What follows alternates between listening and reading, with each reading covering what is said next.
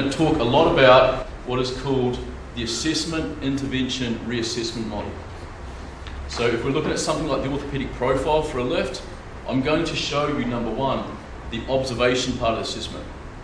Right? We do not want to waste time doing unnecessary assessments with our clients. If there's nothing suggesting that they don't have talocrural joint mobility issues, do we need to measure it? No.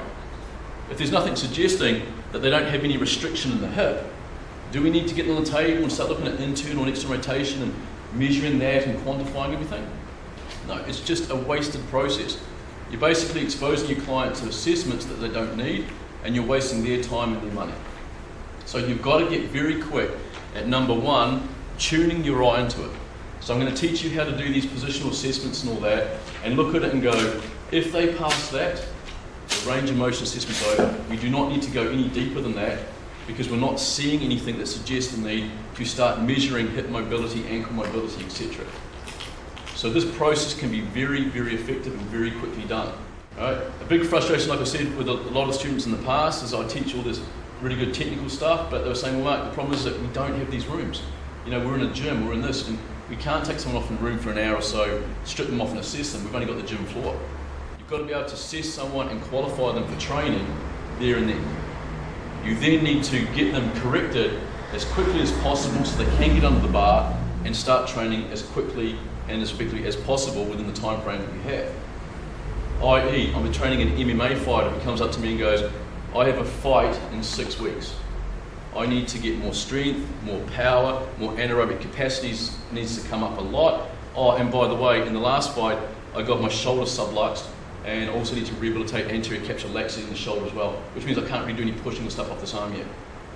So when you've got someone like that, if I just take someone and put them in a rehabilitative model and say, okay, we need to fix the shoulder, what's going to happen to his strength and power and anaerobic capacity? It's going to drop off. And what's going to happen in 6 weeks when he gets in the ring and has to fight? He's going to get smashed, isn't he? So, but then if we just go into strength training and all that, what are we going to probably do to his shoulder? We're probably going to make it worse.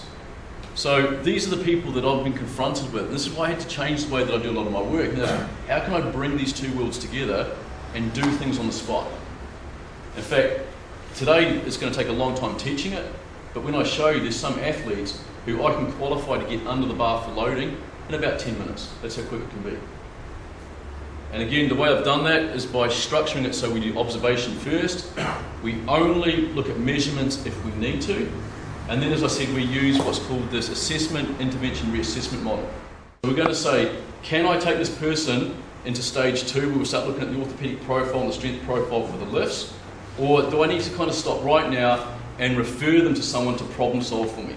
Do they have any pain, or do they have something which is not really within my scope of expertise just yet? And I just need someone to assist me to make sure that we don't lead them into injury.